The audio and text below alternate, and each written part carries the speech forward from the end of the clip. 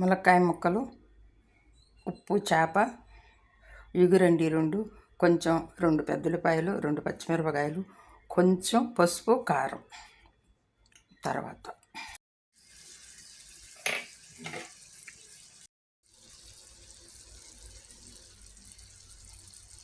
కొంచెం నీళ్ళు ఉంటే కొంచెం ఇగురు వద్దండి, గుజ్జు గుజ్జుగా. ఎండు చేపలు పక్కకు తీయండి. తీసి ములక్కాయ ముక్కల్ని ఇలా అంటే దాంట్లో ఈ ఉప్పు, కారము, కొంచెం ఉప్పు వేసుకుంటే, ఉప్పు చేప వేస్తున్నాం కదా, ఉప్పు కసం ఇది ఎక్కువ వేయకండి.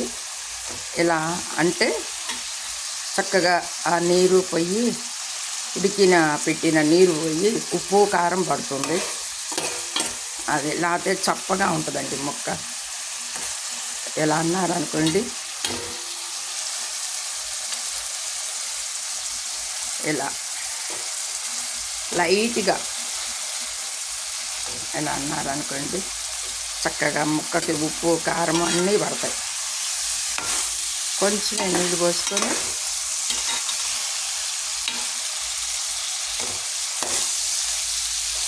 మిరపకాయ ముక్కలన్నీ చక్కగా ఉడకకుండా బాగా ఉంటాయండి. ఊసేపు అలా గరిటితోటి మన కూర చేసేప్పుడు శ్రమ తీసుకొని నుంచోవాలి. అలా పొయ్యి మీద వేస్తే బాగుండదు కూర. మనం చేసే విధానంలో చేస్తే చాలా రుచిగా ఉంటుంది, తినడానికి బాగుంటుంది. ఇంకొకళ్ళు ఎలా చేశారు ఏంటి అని అడుగుతారు కూడా, ఇలా చక్కగా శ్రద్ధగా చేసుకుంటే.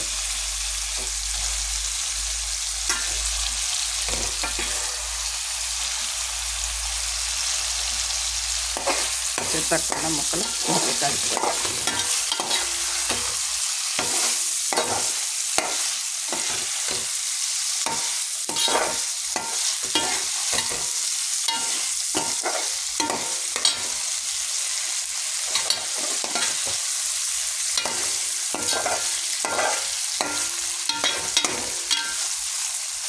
ఇంకా చక్కగా పొడిపుళ్ళు ఆ నీరు కూడా వెళ్ళిపోవాలి.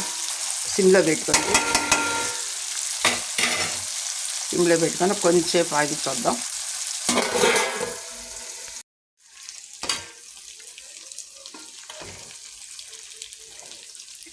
ఇదిగోండి, నూనె కక్కుతుంది. నూనె కక్కితే అప్పుడు మనకి కూర బాగా వచ్చినట్టు గుర్తుంటుందండి. ఇదిగో చూడండి నూనె ఎలా కక్కుతుందో. అది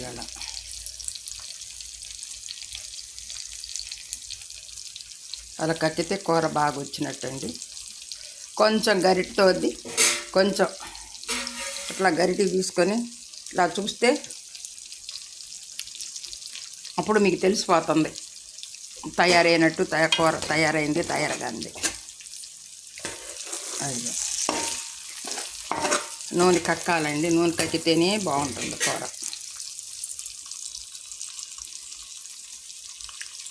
అది ఎలా అండి చేసుకుంటే చాలా బాగుంటుంది. ములక్కాయ ముక్క కూడా చక్కగా ఇవ్వండి ఉడికిపోయింది. అదిగో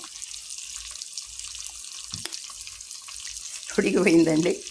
అదిగో చక్కగా ఉడికిపోద్ది. ముందుగానే ఉడకబెట్టుకున్నాం కదా, అప్పుడు ఈ నూనెలో కొంచెం అలా అన్నాం కదా, ఇప్పుడు కూడా అన్నా ఏం కాదు, చక్కగా ఉంటుంది.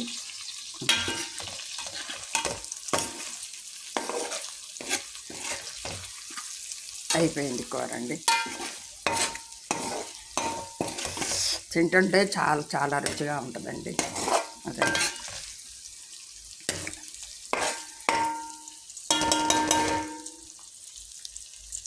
అలా నూనె కక్కుతూ ఉంటే చాలా రుచిగా ఉంటుందండి.